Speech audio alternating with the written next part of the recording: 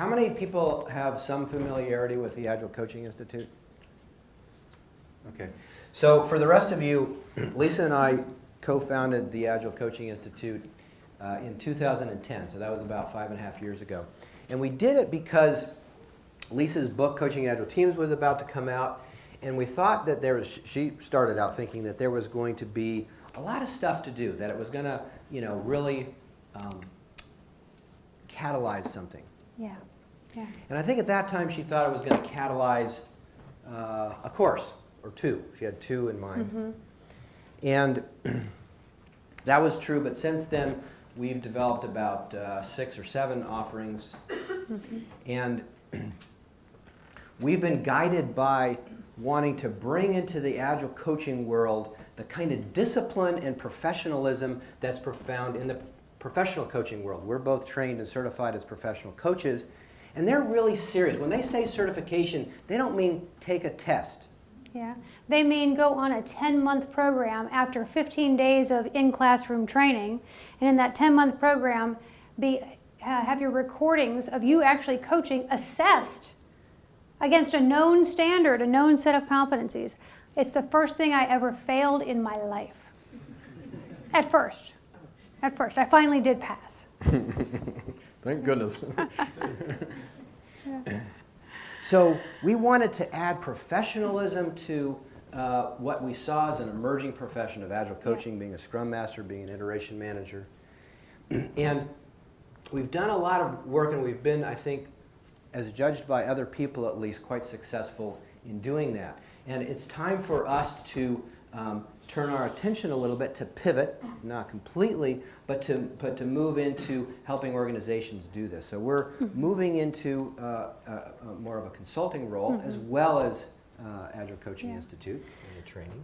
And what we've seen over the last 5 years is that organizations that started with Agile 2, 3, 5, 6 years ago, somehow leadership is saying, the transformation is over, the consultants are leaving the building, good luck with that.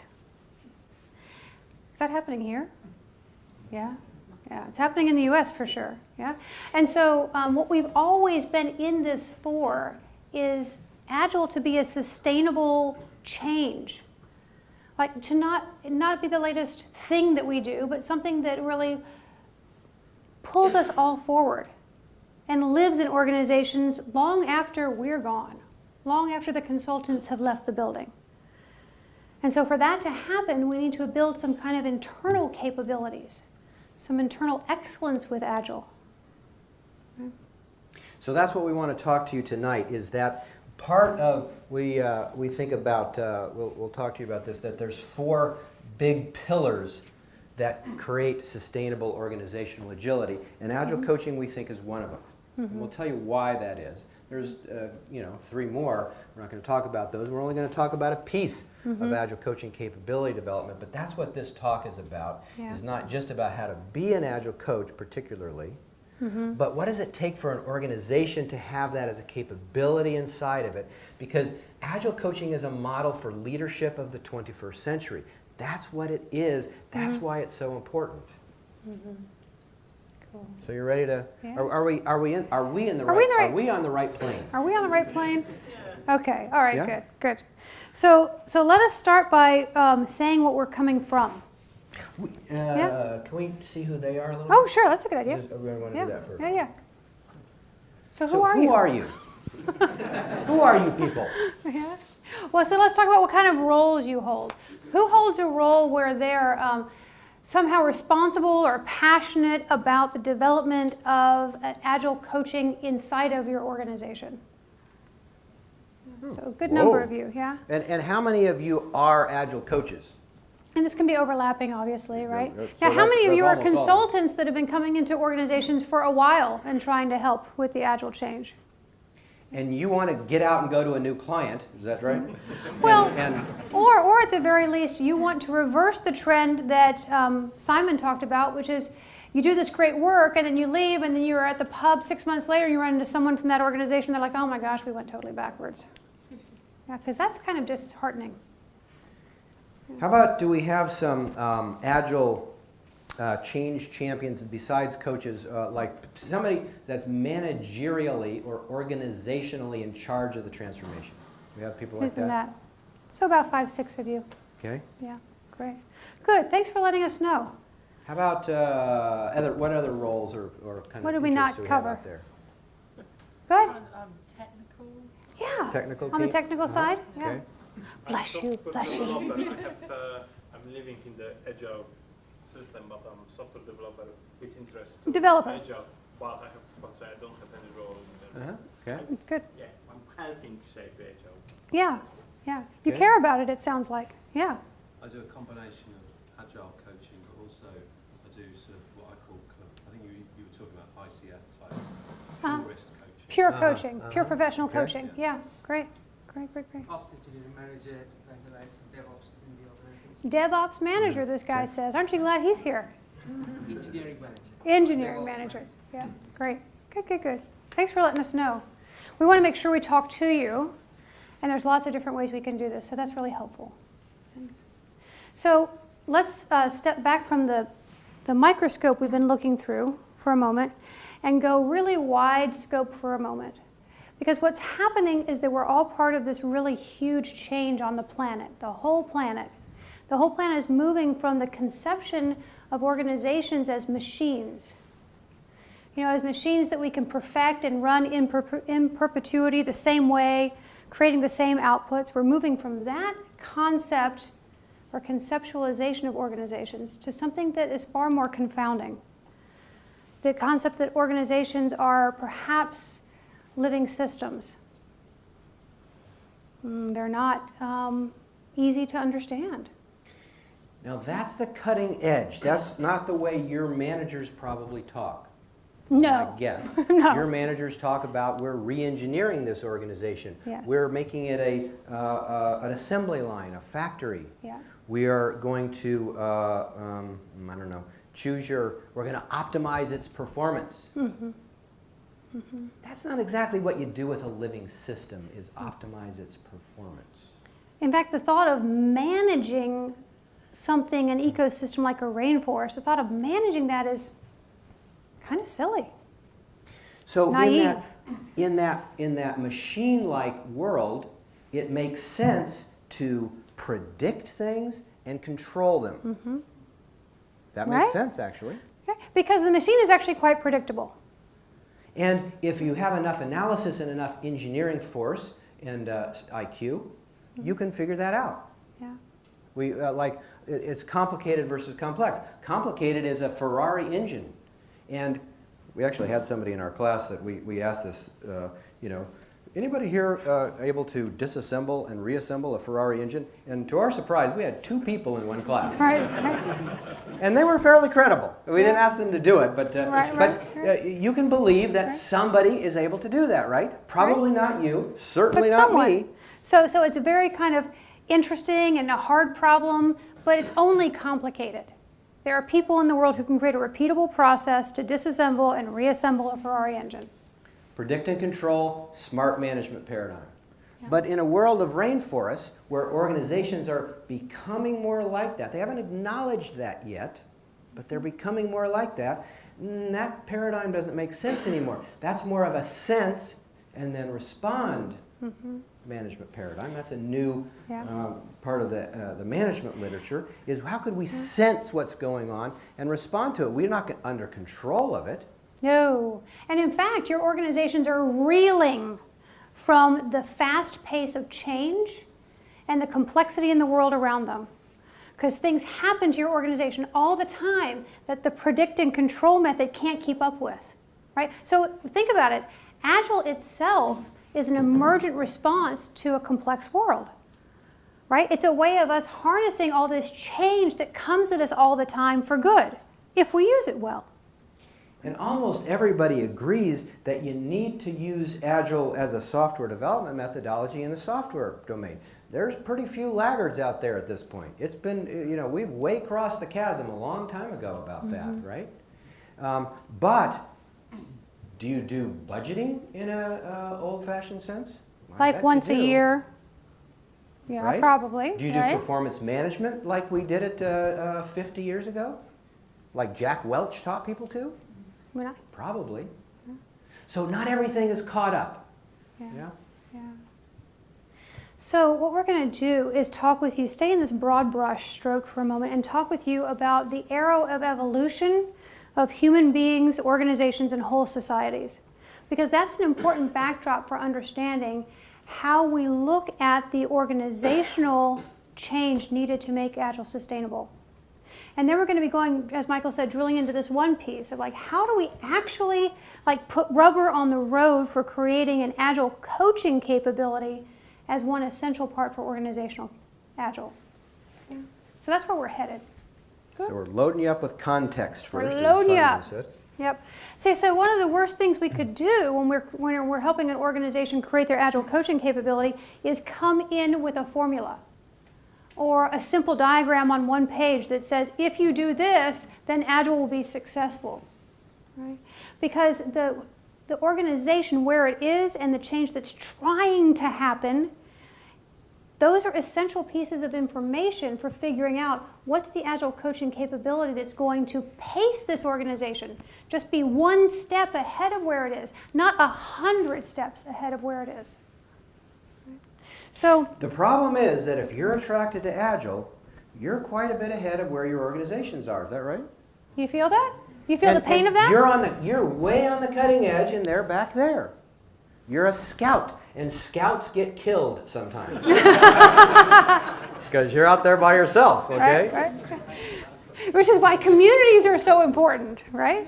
Good. So let us give you, we're going to cruise through some very deep material that could be a master's degree in itself.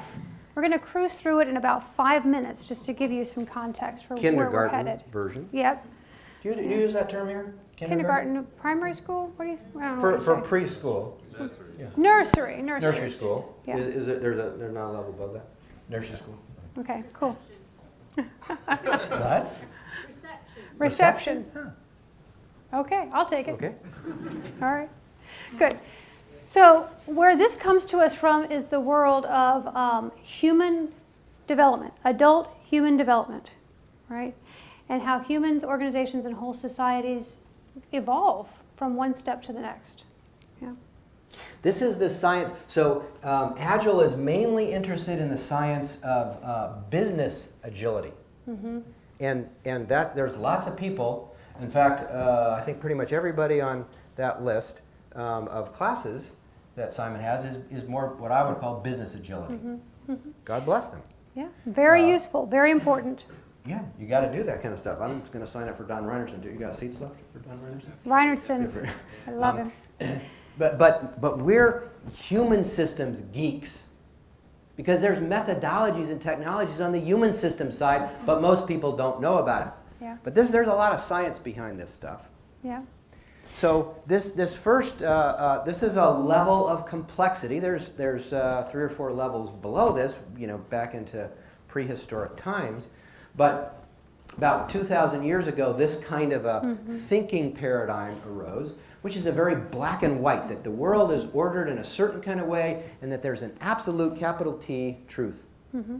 And if we find that truth, then it makes sense for us to create processes and procedures to have a repeatable way of pursuing that kind of excellence that we see towards fulfilling that truth. And so Makes we sense. have standardized processes, and we have functional bureaucracies, and we have a strict hierarchy. And over what came before that, that's a really smart management paradigm. This works. This is what allows you to build big cathedrals and get big stuff done, organize lots of people, have armies that go, invade other countries, if that was a, I'm not sure. Well, that was an innovation at the time. Yeah, I mean, really. kind of an innovation. Right. So where this arose in business was about 100 years ago, a little more than 100 years ago, right? Or with the Industrial Revolution. Think factories, right? A factory worker does not go outside of their role. In fact, my grandfather worked in a factory. He worked in General Motors. He made cars, and he did the same exact job for 40 years. The same little thing for 40 years. And if he was sick, no big deal. Someone else would come in and do that same thing for that day that he was sick. And if he's there for 10 years, he's going to get promoted. And if he's there for 15 years, he's going to get promoted again. And you get promoted because of your seniority, because of your loyalty to the organization's cause. And that's a good trade-off. That's a good deal in that way of thinking. So there was a time that this level of organization matched the level of complexity of the world, and it worked just fine. Well, It doesn't now. Yep, because the world got more complex. And so as one of the responses to that complexity, this thing called Orange emerged, which is called achievement and results driven. It's very much about individual freedom. It's about the idea of, you know, I don't want to work my whole career just to maybe get a promotion. I have a good idea and my boss doesn't see that good idea. I need to be able to go around my boss, maybe go to my boss's boss, or maybe over here to this other department and see if they can listen to me and get this good idea done. And I want to be judged by my results. And so this is what gave rise to R&D departments, research and development, what gave rise to a really strong innovation factor. And when you do that, when you get judged by your results, it naturally leads to accountability. You have to take accountability, where in Amber organization, you are not going to suffer consequences for doing what you were told. End of discussion. If you're insubordinate, that's a problem. But if you do what you're told, you're good. Here, it's not just a matter of doing what you're told. It's a matter of achieving the goals that you were set out to. And excelling in some way, being the best. Being the best. And so we're really in Orange, people are chasing this idea of success. I'm going to achieve this success and I'm going to be happy. And for a while that can work. So you see how that's more complex. It's maybe better or maybe not, but at least it's more complex. It's able to deal with more diversity, more difference, in a more competitive world. And what often drives people and whole societies that are organized at Orange into this next level is that at Orange, relationships can become quite transactional. Kind of like, you know, I'll be your partner. This is when Orange talks about partnership, but you have to put it in air quotes. Like, I'll be your partner until it no longer serves me, and then I'll find another partner. It's just business, it's not personal. Yeah. So these are literally value systems, folks. Try to get your mind to think in each of these value systems, because there are people in your organizations whose center of gravity is at each of these. Right? So what happens is when people get tired of the rat race, tired of trying to pursue this success, tired of relationships being transactional, they move to the next level of complexity, which is called pluralistic or relationship driven, but green for short. Yeah. And the thing about this is we live in a really diverse world, and we can't afford to not be able to tap into the smarts and resources of people that live in different cultures. And so we start to value diversity more, and we value not treading on other people's values, and listening to their point of view. And that leads us eventually to not having majority rule so much as we make decisions by consensus, because that's what maximizes the whole, and or at least the team. The metaphor has moved from machine in Orange to family. Now, it can take a long time for an individual human or an organization or a team, let's say, centered at green. It can take a long time for them to be able to move. You know, because they're busy getting consensus. They're busy hearing from each other. No one really wants to take leadership because we're all equal, right? When they do move, it's quite spectacular. But a lot of people don't get to that point because they sit around talking to each other.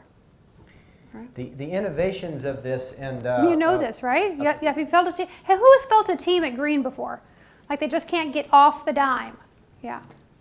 So recommend, you can't see it on the slide here, a book called Reinventing Organizations. How many people have heard of that book? Reinventing Organizations, quite a lot of you. So we're talking about what you've already read. Frederick Laloux. Yep. You know, this is where empowerment really comes in. Orange might talk about empowerment, but it only goes as far as the boss's control. If the boss feels threatened by the empowerment, in an Orange culture, that's not likely to actually succeed. You're not actually likely to let go. In Green, it's what we really believe. Yes. It's deeply what we believe. These are literally values systems. And so this is where you really have a values-driven culture. Not a poster on a wall that everybody knows is a joke. You know that one, right? Those motivational posters or those statements of values or missions, and you look at them in the organizations and you think, oh my God. This is such a lie. Just kill me now, right? Right. That's usually green looking at orange, that perspective. Yeah. Hang on. So the last one that we're going to talk about, there are actually levels above this, but there are literally no human beings on the planet at the levels above this. So we're just going to talk about this one, which is teal, which right now a very small percentage of human beings on the planet are sustainably at this level of complexity. It's what's emerging. Likely our children will get there a lot faster than we will because of the privilege that we've given them by being in the first world, basically. Because you don't move up to this level of development without going through Maslow's hierarchy of needs, from physiological needs to esteem and belonging needs, to moving into needing to wanting to self-actualize, wanting to become the most full expression of yourself, wanting to hear the calling that you have for you, that the world wants something from you specifically. Yeah, and it's your job to figure that out. And you can't do that if you are struggling for food. Yeah, right. Just not a relevant game. Right. So play that game. At teal is where this idea of the organization as a living system really comes fully online. Now, here's the deal. Agile thinking comes from, I would say, a green teal-ish kind of altitude. Yeah, you guys, would you kind of agree with that? Does that make sense? Yeah. And we're trying to bring it to organizations that are ambery, orangey, maybe greeny. Yeah? And or you're like, no, down, lower, lower. Where their business agility might be up in the green range, but their human systems agility is not. Yeah. So let us show you how these elevations map to the Agile Manifesto. Because one of the first things to understand for us, when we come into an organization, is what's going on with the organization in terms of this. Actually, let me give let me give you a couple examples of practices from teal organizations, just to ground that for you. So in a teal organization, we don't worry about job titles very much. Nope. We might set our own salary. We might. Many of them have what's called a decision process. Advice process. Yeah, thank you. Advice process, where if I'm going to make a decision, and it doesn't have to do with my power in the organization, it has to do with I'm a member of the organization, I have a certain responsibility, and I'm entitled to make a decision on my own. But I have to consult with everybody in the organization that has a stake in that decision. So if I'm going to affect you, I've got to talk to you.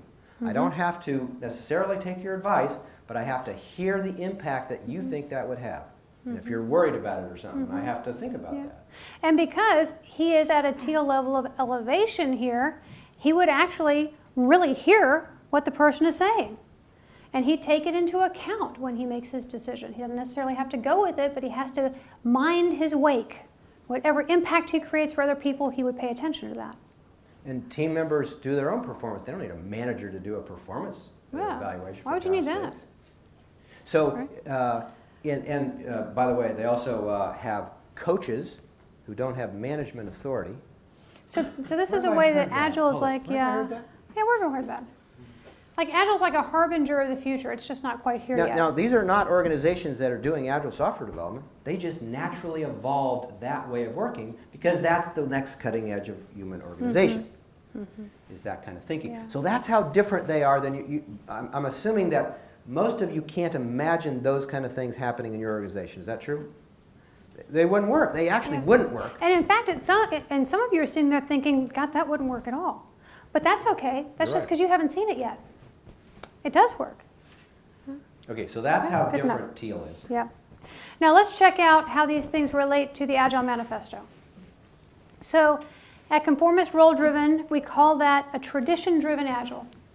You can absolutely do some limited form of Agile through some type of codified process or something a little more rigorous than you'd actually like. Now, if you remember the Agile Manifesto, this is in reverse order. Yeah, that's not a mistake. That actually is what this value system believes. Because think about it. If there's a capital T truth, and the world is actually quite black and white, then we do believe in comprehensive documentation over working software because we have the experts figure out how to do it, and all you people, all you need to do is follow what the experts say. Would you please fill out this template? So if you're trying to implement Agile in a truly Amber organization, do you know this guy Sisyphus? Yeah, he's rolling the boulder uphill, and then every day it rolls back down. It's going to be kind of like that. It's going to feel like that. Yeah. Now, some limited type of Kanban kind of matches this elevation. Not the kind of Kanban that wants to use the data to change the whole organization. Not David Anderson's Kanban, no. But some limited sort that has some kind of local optimization would be quite well tolerated by Amber. So now at Orange, we start to see parts of the manifesto coming online. Working software over comprehensive documentation. Yeah, baby, show me the money. Because customers buy, they don't buy documentation, they buy software. So that's consistent with our values if we're thinking from Orange. Right. Great. Now on the flip side, customer collaboration, yeah, maybe. Maybe. I mean, just as much as like we can get data from customers and figure out what to sell them. But in the end, we're running a business here. We don't, no. Customer collaboration over contract negotiation, not so much. Not so much. Orange cares about customers just as long as they keep buying, right? Because the bottom line measure of success in the world for Orange is more. And remember, it's transactional, not personal. Yeah, it's just right? business. In green, we will be hurt if the customer is not happy. Yeah. I mean, really. Because in green, a business strategy of customer intimacy actually makes sense. It's a valid strategy. And in green, we start to see other parts of the manifesto coming online. Okay, so why are we talking about all this, you may ask? Why are we talking about all this, Michael? No, I was going to ask you that. Marcella, why are we talking about all this? No. She's like, what? Well, in case I'm totally going down the wrong track. But if you don't know where your organization is coming from in this kind of way, now, and this is too simplistic, it's not just that an organization is one of these, but they're usually sandwiched between two of these or maybe centered in one. They're somewhere in there. They're not, yes, there's people that are all over the place, but the way the organization acts is centered in one or two of them. And it's usually centered in one primarily and another one or two secondarily. And here's how you can tell. When push comes to shove, what does the organization actually do? That's how you can tell where the center of gravity of that organization is. Yes, indeed, there might be green pockets of agile teams all over the organization. But when push comes to shove, do they act from a green value set, or do they act from an orange value set, or somewhere in between? So, right, so that's what you're looking for. So if I think I have this story right. When push came to shove at Southwest Airlines, are we going to lay people off, save money, or are we going to keep employees and figure out a way to work with us together? They said, we're going to figure out a way to work with us together. And what Herb Kelleher did, the CEO of Southwest Airlines, is that he sent a memo to everyone in the company. He said, so here's the deal. We all have a business decision ahead of us. We can lay off 3,000 people, or you can all take a $100 pay cut every paycheck. What would you like to do? So they chose to take the $100 pay cut. So that's when push comes to shove. That's what a green organization will do, right? So a little different than most for-profit organizations. Most for-profit organizations are centered at orange, or at some point they have to kind of default back down to orange because that's how world markets judge them. Right? So I'm gonna guess, just by the way I could feel that landing in this space, that this group is centered in green. Does that seem about right? Yeah, I mean, I'm sure you do orange kind of things and you work in orange organizations, but this group is centered in green. Well, check it out. Let's just see what's true for people. So looking at this and seeing how the manifesto lines up with this, where do you live? Where do you personally live? In organizational life. Yeah. Meaning what's your organization? A coach without a structure. A coach without a structure. Yeah. So most people in the Agile world kind of resonate with these green, tealy ideas because that's where Agile came from. Yeah. Okay, so this is the first step of, believe it or not, developing an internal agile coaching capability. Because doing it without this information could be misguided at the least and actually hurtful to the organization at the worst. We're at 7:37. Okay, good to know. So here's the bad news, is that for 9 years running, the version 1 survey has told us that these are the 2 top reasons why Agile does not move beyond the team level in most organizations. Can't change organizational culture, resistance to change. Has nothing to do with Agile, really. It's just we need some skill sets outside the world of Agile to help this happen. Now, here's a new one. Last year, for the first time, not enough personnel with the necessary Agile experience became a top reason why Agile doesn't move successfully beyond the team level. That's fascinating to me. It's like as Agile has crossed the chasm, we literally don't know enough about what we're doing to do it well at all. Right? And so this is kind of good news for me, because I think if we could develop an internal Agile coaching capability with Agile coaches that have a much broader base of skills, then we can address these things. This is not futile. This is just an interesting challenge. I'd say it's good news for everybody in the room. Seems like job security for Yeah. a while to me. Yeah. That's what that says to me. And here's, Can't get enough of you folks. yeah. And so watch this video and check out the state of our skill level at Agile.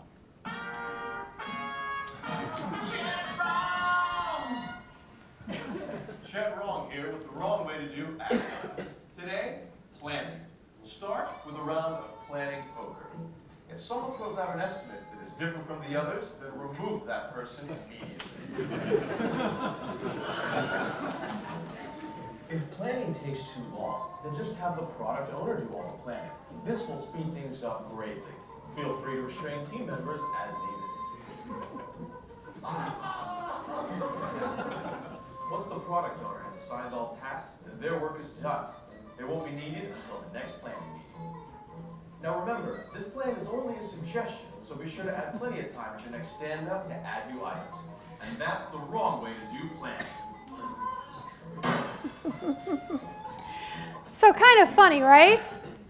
Here's the bad news. There's a bunch of these on YouTube. And they're only funny because they're kind of painful, right? Too much truth, yeah? Because we do have kind of crappy Agile being done kind of everywhere right now, right? Is that a little too much truth? Are you okay with that? Trust us, we see it. Yeah, yeah. I mean, we literally have people coming to our classes now. Our classes are intermediate level classes. And they can't express the Agile framework that they're using because they got some version of an Agile 101 in their big organization, and that's all the education they got, right? So this is what we're dealing with. This is the world we're in. And we have organizations saying that Agile is the #1 imperative for us to become a better organization, deliver all these marketplace results. There's a big disconnect. So no wonder, right? Because think about it. Some of us have come from backgrounds where we actually know what these mean. And if you don't know what these mean, you are young and you are beautiful and you don't ever need to know. Because all of these come from this machine model, right? That we can break things down into their component parts. We can tell people, you do this, you do this, you do this, and then we're going to put it together at the end. And it's going to be glorious. And of course, it never was, right? So no wonder that many people in levels of leadership in our organizations think, oh, Agile's just the next project management methodology.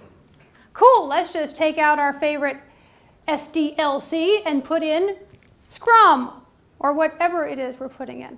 And let's just map our project managers to be Scrum Masters and our managers to be Agile coaches, because obviously they're the same thing. Right. So you see that from that belief system of the organization as a machine, that's perfectly reasonable. It is. It's logical, right? But here's the deal. We all know that Agile is not the next project management methodology. It's just not. It actually has a completely different belief system underneath it, running it, than the project management belief system. Predict and control to sense and respond. Yep. So what we're going to talk about is just one of these pillars. You like these pillars? Oh, come on. Give me some props for these pillars, people. Come on. So is this, Yeah, I mean, come on. is this anywhere we know? I think I'm going there on Saturday. This may be a local attraction. Yeah. So, you know, having an agile organization culture and structure is one whole component of things. That's When you way- turn your way head that too way, big. they can't hear you because your microphone's only on Okay. one side. That's way too big to deal with. Yeah. Agile leadership, that's a whole set of things. And agile product excellence, how to do good product development and good technical development. Yep. All of those are important. Yeah. But we're going to focus on we're only going to focus on part of this one. We're only going to focus on one, agile coaching capability, because of what I talked about before. You see, we're bringing in the next thing in terms of organizational consciousness and in terms of process. And the next thing is a different kind of a beast. It's a self-organized world. And a self-organized team world needs somebody who's outside of it, who's an advisor or a facilitator. That's why these groups that weren't implementing Agile, why they had coaches that didn't have management authority. They didn't have the ability to tell people what to do or to order them around or anything. But it's helpful sometimes when you're a team to get an outside perspective, isn't it? And to get somebody who's seen other teams do things, and for them to reflect back, here's what I see you guys doing. I don't know what you're going to decide, but I see you guys kind of going off the track in this way, or you're really getting caught up with each other. Or conversely, you've really progressed. You've developed your relationships with each other in a different way than the last time I met with you. Yeah. So, if Agile isn't a project management methodology, I mean, the next question is really, what is it? You know, something akin to what Michael was talking about, an environment where that coaching makes sense. And so we don't really have a quick answer for you. We have a long-winded answer about what Agile is. A sense and respond approach to creating value. See how the end goal has completely moved? It's actually not about doing a repeatable process well. It's about, you guys know this, it's about delivering value. And in order to do that, we have to change our paradigm. Right. So to do this means dealing with something that we really don't want to deal with. Because the only thing Agile is guaranteed to deliver 100% of the time is impediments. Think about that. What kind of joke is that? That seems to be a It's actually its job. serious mistake. If you think about it, Agile's job is to reveal impediments. And these are the hard problems that organizations and managers and organizations are just confounded by. We'd rather just pretend that those aren't there, right? Because they're hard. And they shine a certain spotlight on us, don't they? I mean, gosh, I don't like impediments when I think about it. Yeah. I mean, I don't. And yet, where we're going is that to use Agile well, we want to get to the place where everyone, all the way down and all the way up in the organization says, oh goody, impediments! Bring them on, let's go. Because if we were really interested in continuous improvement, if we were really interested in making our organizations a place where people could thrive and we could have useful product flow all the time, we would welcome impediments. We would just treat them as data. Oh, look at that. We're not very optimized over here. I wonder what's going on.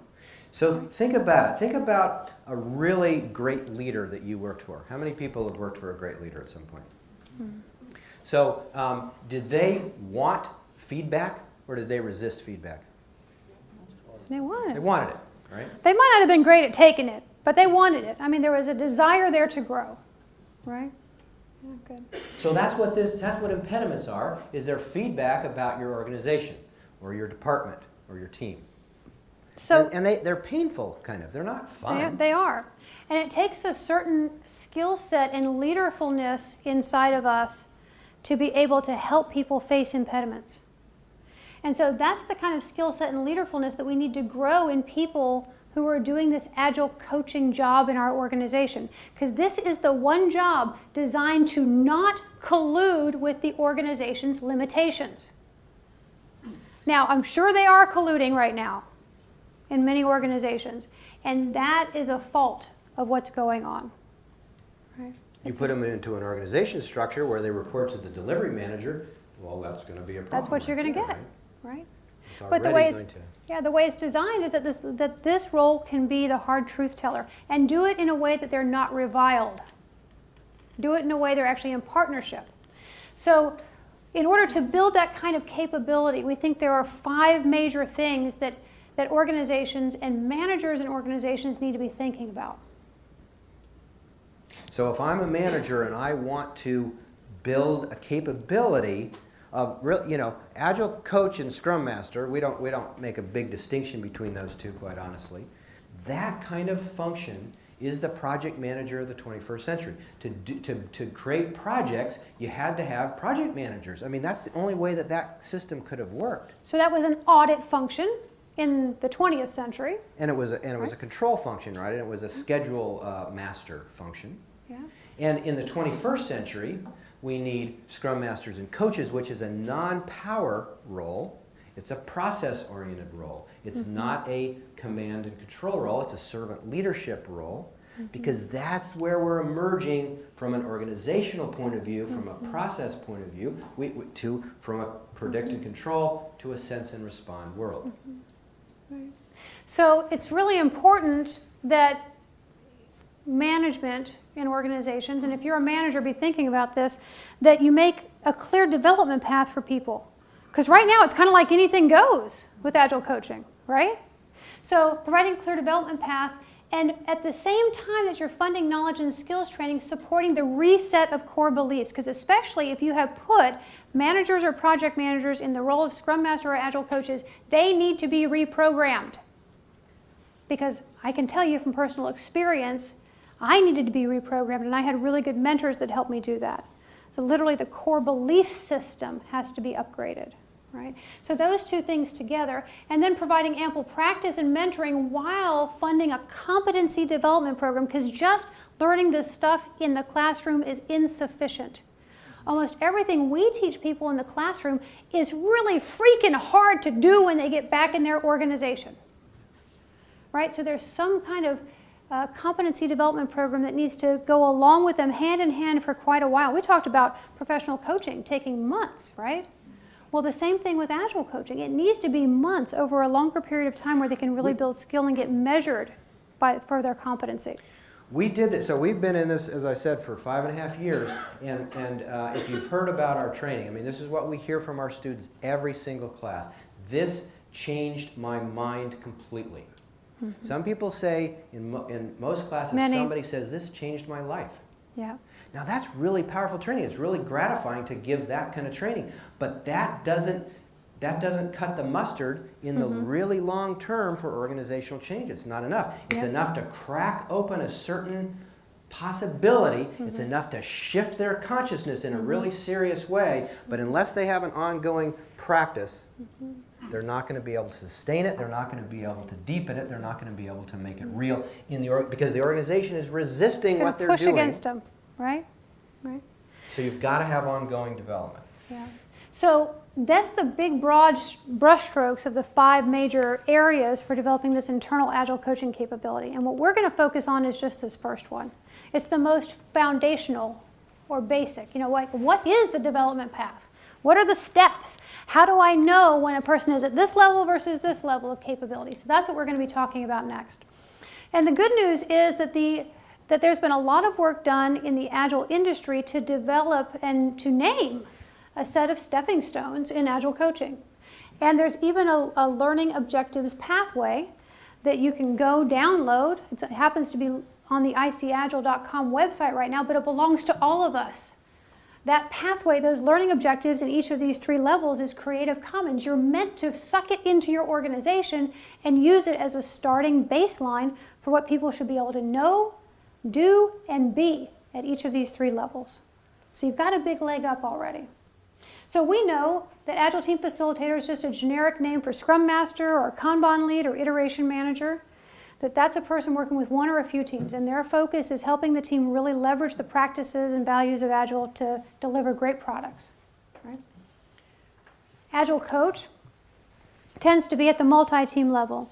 And at this point, the focus is on multi-team impediments, on developing great Scrum Masters and product owners and other roles, that sort of thing. Advising managers at this point. They have enough self-leadership and enough gravitas that managers will listen to them, right? And then there's like a huge leap between Agile Coach and Enterprise Agile Coach. It's not just a stepping stone, folks. It's like you're going to jump a big canyon. Because there's a lot more to know, do, and be to be an enterprise coach. At that level, you'd be able to come in and work with the CEO and her direct reports to help them understand what change they need to make to become Agile leaders now that they've brought Agile into the organization. Enterprise Agile coaches work end-to-end throughout the whole organization to lean out all those big, hairy business processes that right now stop a lot of teams. Right? So that's a whole different skill set and a lot of gravitas, a lot of leadership. You know? So we're going to focus on these two because that's plenty. Can we have a design moment here? Yeah. We're at about our time point. Wow. Okay. And so we could renegotiate with them for a slightly longer time. We don't know what they're expecting. Mm-hmm. Or we could, and I'm sort of not inclined to go through these really quickly. What, so can I ask them? Yeah. I'm So getting some data if we here. go until about 8:25, including question and answer, would that be all right? Yeah. All Okay. right. And I'm thinking we need to provide people a moment where they can exit gracefully. Does You anybody know, like I mean, really for- need to leave at 8:15 or so? Yeah. Don't Okay, take- all right, we take don't it. need to then. Okay, great. All right, so we're going to bite these two off. And so at the Agile Team Facilitator level, what we're really about is just some really basic training, primarily in facilitation. Right? Because what we see, you know, Michael and I train thousands of Agile coaches all over the world, and what we see when they come into our classes is that, you know, they're in the middle of every single conversation. Every single conversation. They're like the hub, and the team members are like the spokes in the conversation. And then they wonder why the team members aren't empowered. Right? And so we need to just bring a little bit more of a skill set that allows them to step out of that hub role while still being quite involved, but at a very different level. Well, and in their defense, their management expects them to do that. Yes. Right. That's why they get Right. driven that way, Right, and they don't have because the that's the skill old set to do mindset. otherwise.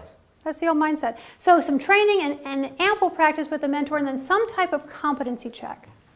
So this is what creates a certain level of legitimacy to this role. It's like the equivalent of getting a PMP, you know. Only meaningful. Or Prince 2. Prince 2 is over here, right? Not PMI. Right. So, by the way, I still maintain my PMP. I don't know why. I guess I never want to take that test again. and you know, all of my Agile credits go toward my PMI thing. So, you know, I just, you know, it's a weird thing. Maybe I'll let go of it someday. I don't know when. So, some people will want to work at the multi-team level. Not everyone, because if we had better Scrum Masters and Kanban leads, we would be in a lot better shape, right? And some people will want to work at the program level, and for them, they also need training, and training in many more skill sets, and we're going to be talking about those in a moment. We also think, though, that we've learned, frankly, that they need a whole competency building program. When I took my coach training, my professional coach training, I took 15 days of professional coaching classes. That's a fair amount of training. Mm-hmm. And I wasn't trained. And then I took 10 more months of a certification program. And the certification program was where I became a professional coach. Mm-hmm. It wasn't in the training. That was a good start, but that wasn't enough. I needed the rigor and the practice of a competency building program to become a professional coach. Mm-hmm. So we think that Agile coaches need a similar kind of a thing. We've just done our first couple of experiments with it. And those folks, their competency level, because we do assessments of people against the IC Agile rubric of IC Agile Expert, and we see people come in just off the street, so to speak, after having taken the classes and practicing on their own. And we see people now come in through a competency building program. Mm-hmm. And the difference is... Oh, it's amazing. Yeah. So whereas the person coming in they're not really kind of off the street is in quotes here, person coming in off the street into this process to get assessed rarely make it through the assessment process the first time, because they realize there was a lot more to it, and then they go back for another 6 months or another 6 months after that, so it takes several times to come through. And if you're in a competency building program where you have to document a certain number of hours of each of the major skill sets, and you have to record yourself doing these skills and get assessed against a known set of competencies, well, then it becomes quite simple. There's a pathway that you can follow, just like I needed that pathway to follow in my professional coaching certification. So that's what that is. So ample practice along the way and another competency check. So let's talk about what happens at each of these levels and what you can reasonably expect as a manager in an organization in terms of what these people should be able to do and the results they should be able to deliver. Right?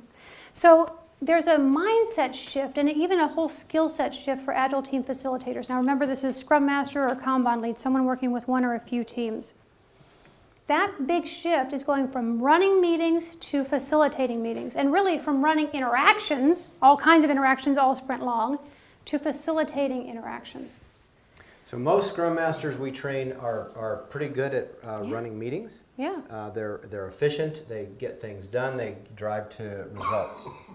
But helping a self-organized team become self-organizing and become empowered and stay out of the way, stay out of the content, that's a very different skill set.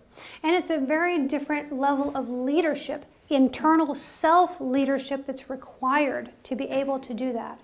Because that role is very valuable, but it is inherently invisible. You don't get all that much credit for it. You're not the smartest person in the room all of a sudden. Because, and they may be the smartest person in the room, and they got to give that up. Right. Because being the smartest person in the room and being seen as a 20th century management paradigm, right? 21st century paradigm is we're all better together, right? So let's look and see what happens. So this is an Agile coaching competency framework. And at this level for Agile team facilitators, what they're really focusing on is the new skill set is the world of professional facilitation. They're filling up their facilitating toolbox and changing their mindset so that they can use it well. Will you put up so I don't know if we've accentuated enough. You got to know this. It's not like we're minimizing that. We're taking it as a given. We're taking that that stuff as a given. The purpose of ceremonies, the output of ceremonies and so forth. We're assuming that. We teach that when we teach it, and it's codified in the learning objectives. So but that's pretty straightforward.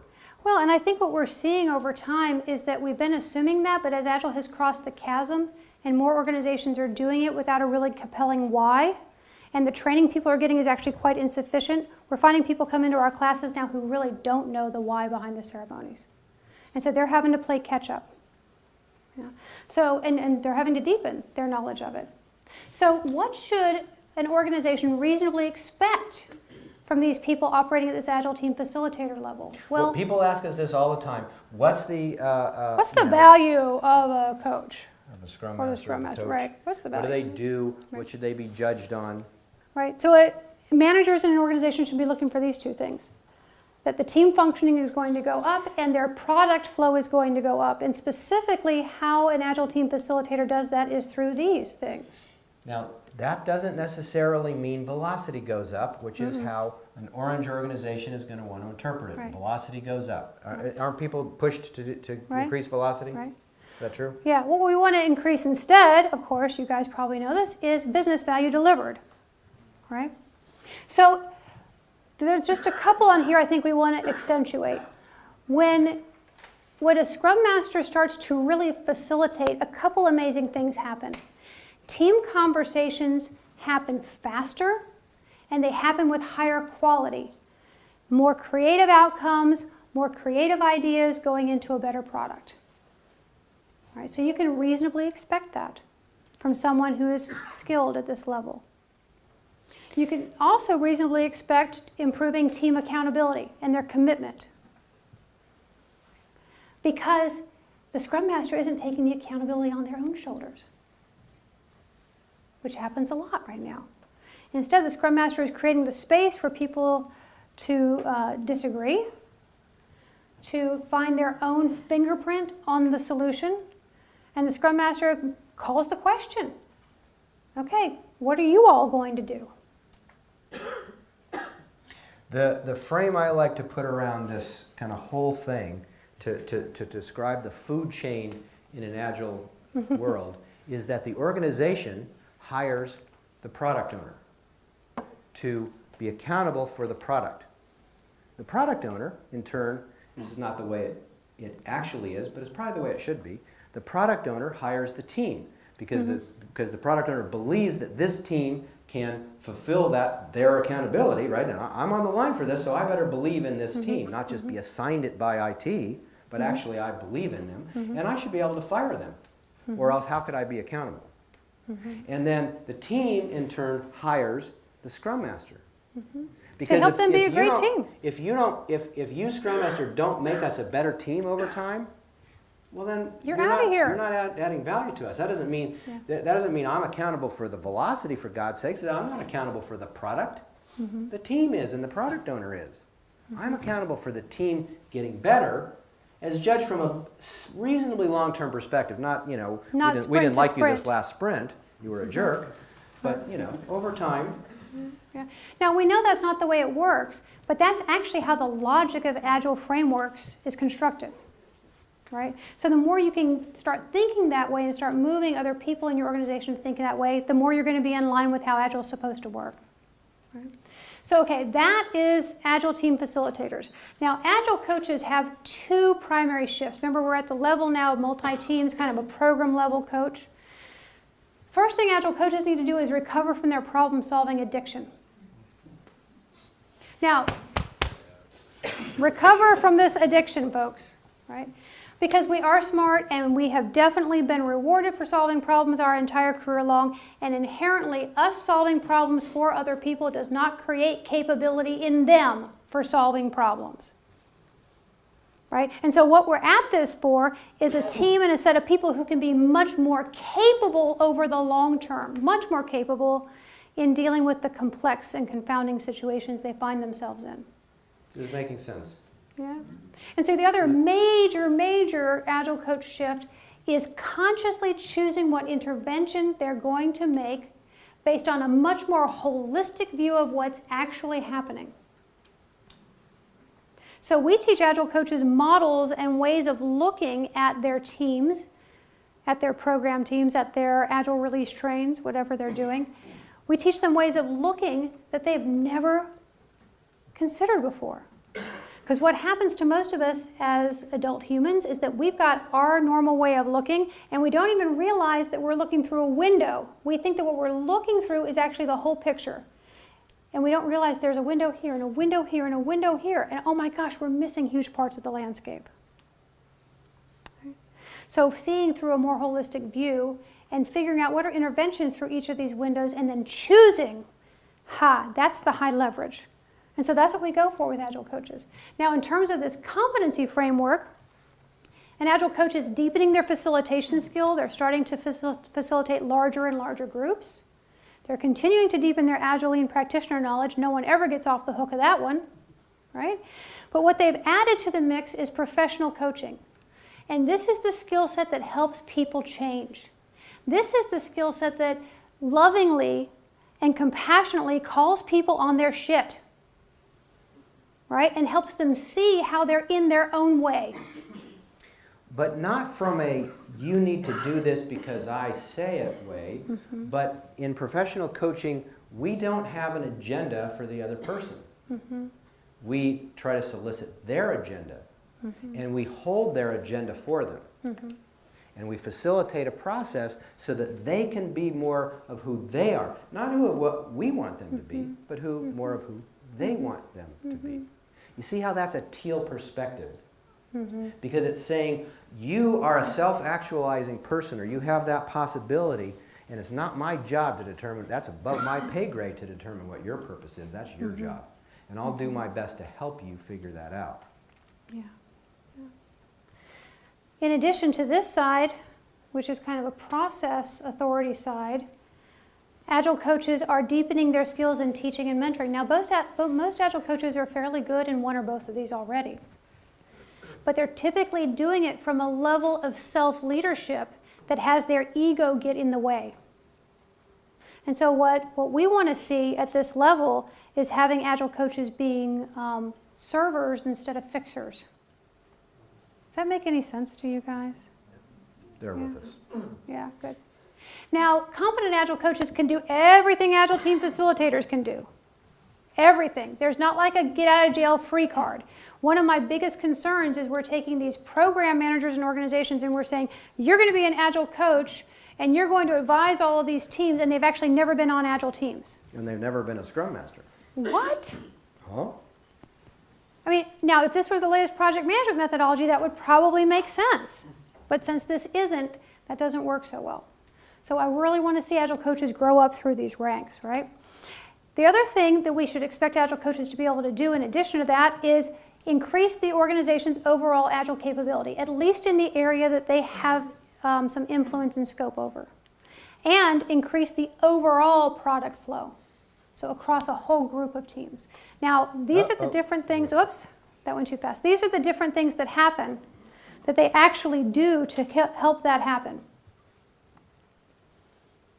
You got a favorite you want to talk about here? Yes. Systemically removing impediments.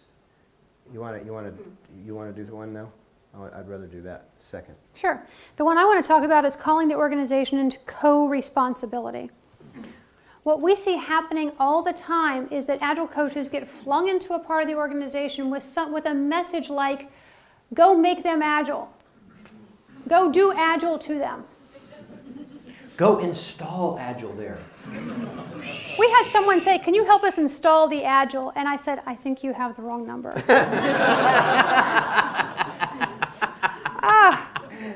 Yeah. So the idea of co-responsibility comes from professional coaching. It's the idea that we're in this together. And so what this means is that the Agile coach functioning at this competence level would be able to call the managers in this area into co-responsibility with them. That they would actually be running sprints of their own, and their backlog is the impediments coming out of the multiple teams. And that they would be very clear about which organizational impediments they're going after at any given time. And the coach is not left out there to do it on their own. The coach and the managers agree, okay, I'm going to do this, and you're going to do this, and you're going to do this. Hey, just like an Agile team, right? And managers are equally responsible for what happens just as much as the coaches. So calling the organization into co-responsibility. Systemically removing impediments is the phrase hasten slowly comes to mind. We don't, if we're in a hurry to solve impediments, we're pretty likely to make a mistake. We're pretty likely to do so. Now, if the building's on fire, then you've got to react immediately. But usually, only somebody's mind is on fire, or somebody's ego is on fire, not actually the building. Mm-hmm. Those are different things. So sorting that out, taking a big picture view, using systems thinking, using a group to do a study process of what is our systemic impediments telling us. Mm-hmm. Collecting data from fairly big swath of the organization, not just my local kind of perspective or the manager whose hair's on fire perspective, mm-hmm. but from different stakeholders, people who don't care so much about it. What do they see? Mm-hmm. That's a different kind of a skill set, a different kind of a leader than is I can put out fires. Mm-hmm. Yeah. So that's what you should expect an Agile coach to be able to do, is to think that kind of way. Mm-hmm. Now, if the Agile coaches you're encountering in your role don't think that way yet, it's not surprising. This is just now starting to really come online. We now have training and competency development programs that weren't there a few years ago, right? So that we have lots of help. Yeah. Okay. Now, in a group of Agile coaches, each Agile coach would have, be strong in these things. And then between them all, we want to see the group of them be strong in these things. These 3 areas of mastery. So when we teach coaches, we say you ought to be strong in one of these. Mm-hmm. Both is great, but at least be in one. And in one of these, so that you can do process side and content side things. And then we say and choose one of these. You can't be good at all three of those. That's ridiculous. That's not what it means to be a master. That's what it means to be a consultant. Oh, that was a low blow. Choose a path of mastery. Yeah. Because what an organization is going to need at any time is like more technical mastery and a little bit of business mastery. Ooh, now business mastery is the problem. We need more business mastery coaches. Oh, wow, we're in a world of hurt. We need more transformation coaches. Whatever, it's going to change over time. And the message we have for you all is that pairing is good for Agile coaches too. It's not just a technology team phenomenon. So if, this is funny that technology is not working, because I'm just about to say if technology worked, I just tweeted you about 40 minutes ago a white paper that will give you much more information about everything we've talked about. We've got about 12 minutes. Well, this is perfect because we've got just a little bit more to do, and then one of the things we want to share with you is what's happening for us kind of hot off the presses. So what we're doing right now is that we are in organizations helping them strategize their internal Agile coaching capability. Like, how are we going to build the capability? When do we need coaches? How many? How's that going to match with the overall transformation? On and on, that sort of strategy. And what we're paying attention to is like, what are the overall patterns that we're seeing our clients use? And we hope to uncover 6 of these by the end of the year, or maybe even more, but we've uncovered 2 so far. And the first one is the pattern called a rising tide lifts all boats. We've had clients say to us, yeah, we don't know if the Agile transformation is actually going to work or not. We've done Agile and we've gone back, we've done Agile and we've gone back, but here's what we know. We know that developing these types of skills you're talking about as a coaching capability, that's really just a 21st century leader. So let's bring this into our organization and let's train a bunch of people up, because we know these are the skills we want people to have no matter what kind of method we're using for doing work. So that's the rising tide lifts all boats pattern. The next one is the starfish pattern. Did you guys know the starfish story? Little boy. How many people know the starfish story? A couple of you. I like this story. So there's a little boy walking on the beach, and there's an old man watching him kind of off in a distance, and the little boy is walking along and picking up objects and throwing them in the water, kind of like little boys do, not just throwing them in the water. And there are hundreds and hundreds of starfish all over the beach, washed up on the beach. And so the man approaches the little boy and he says, "Little boy, what are you doing?" And the little boy says, "I'm saving starfish." And the man says, "That's completely futile. Look, there are hundreds and hundreds of starfish all over the beach. What you're doing can't possibly matter." And the little boy thinks about that for a second, and he picks up a starfish and he throws it in the ocean and he says, "Mattered to that one." So what we're finding our clients say to us is, you know what? We've lost the Agile brand. There are too many teams in our organization doing Agile too poorly. We can't rescue them all. And we're just starting in our Agile coaching capability. We don't have enough coaches internally yet to match the number of teams that need coaching. So what we're going to do is we're going to look for starfish.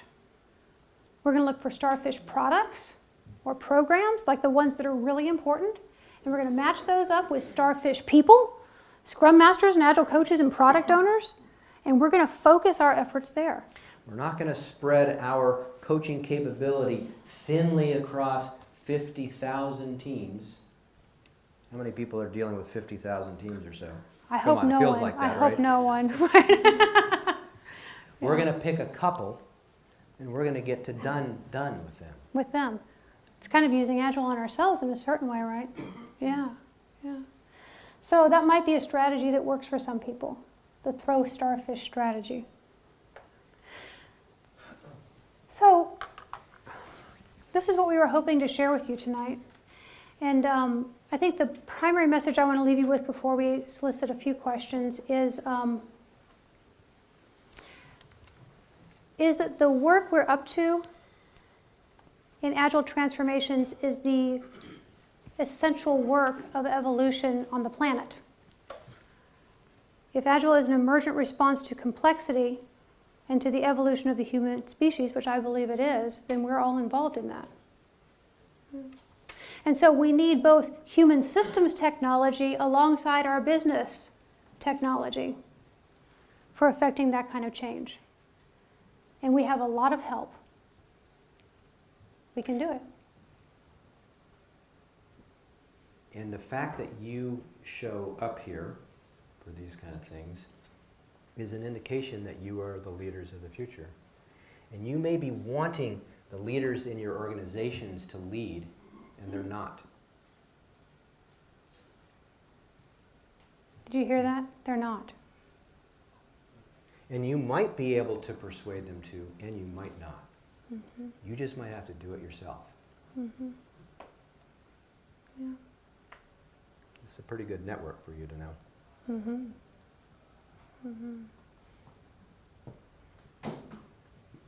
All right, enough seriousness. Let's have a Q&A. So there's a question Yeah, right we've off. got a mic there. Thanks, Steve, for letting me let you pause on that question, yeah. Yeah, you can hear me? Yep. So I was wondering about the different stages you had there. It looks like spiral dynamics, is that correct? Yeah. It's loosely speaking, yes. Okay. And It's That's very one of, similar let's say work. it's one of the sources there, yeah. okay. Yeah. I was wondering how integrated that is into your training in general. From the very beginning. Yeah.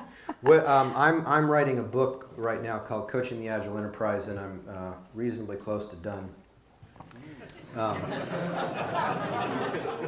It's on videotape, folks. It is on videotape.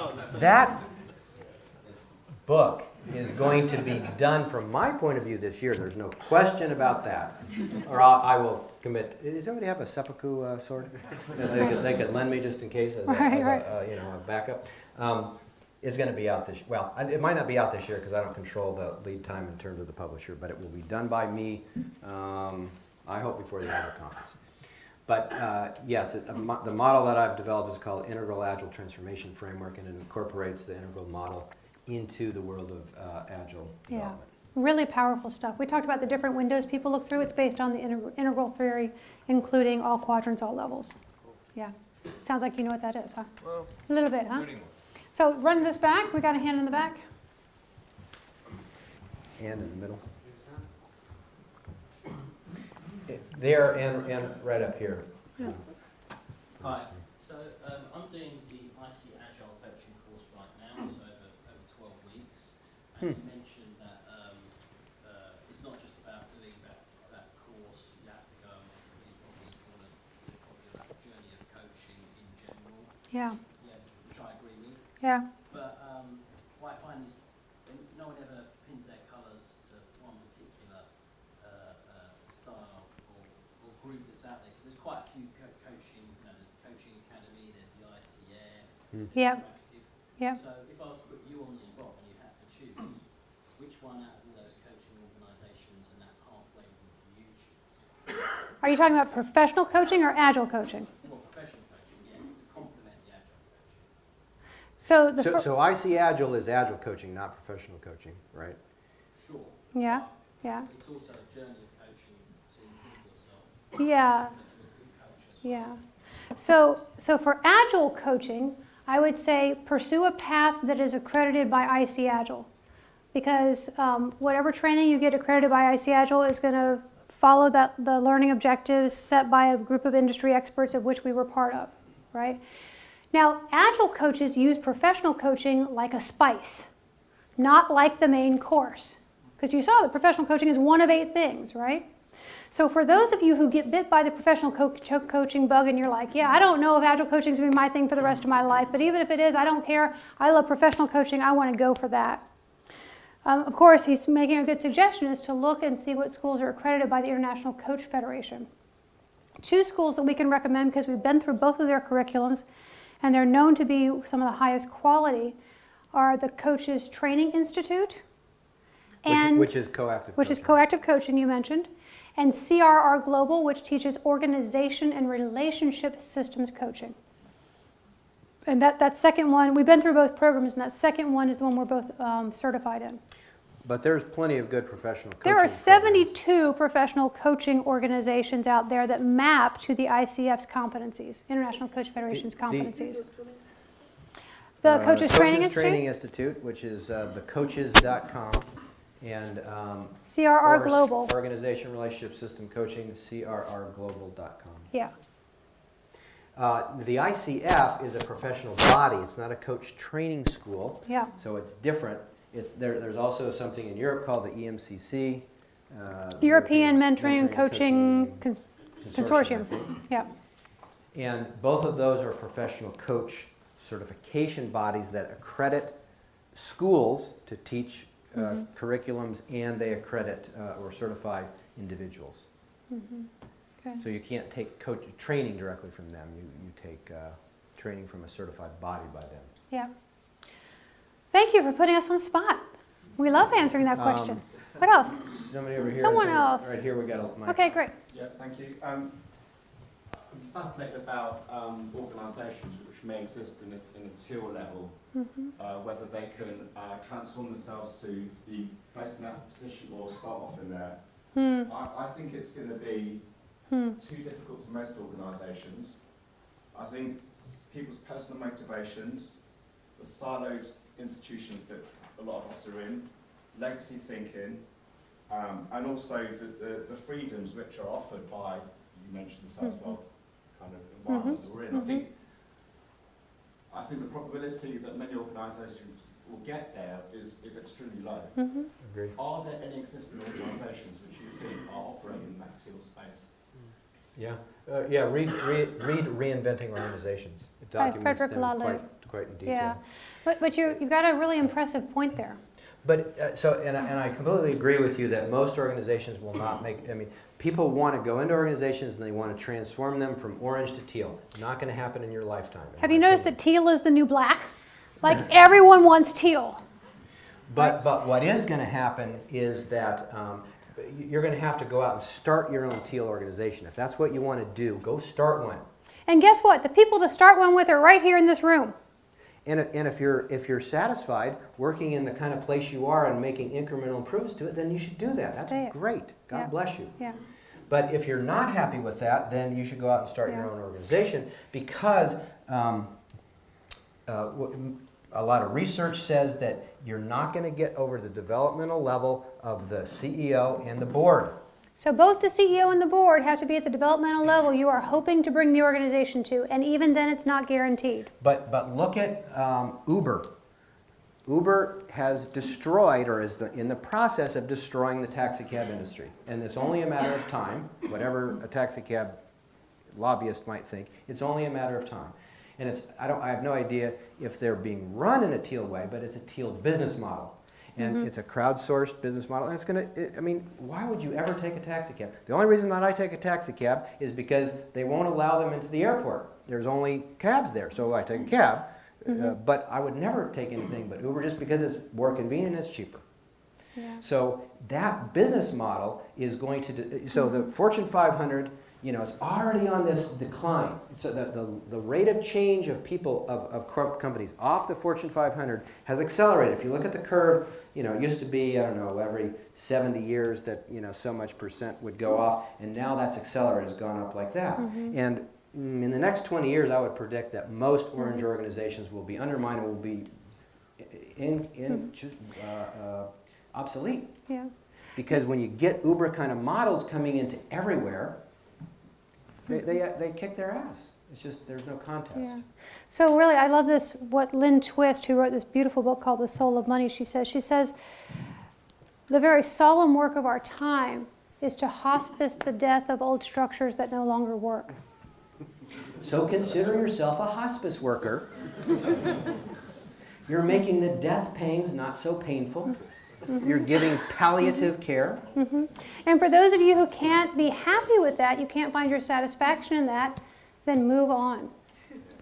Move on. Move on with people in this room. Move on with like-minded people who want to build an organization that's purpose-driven, that's not ego-driven.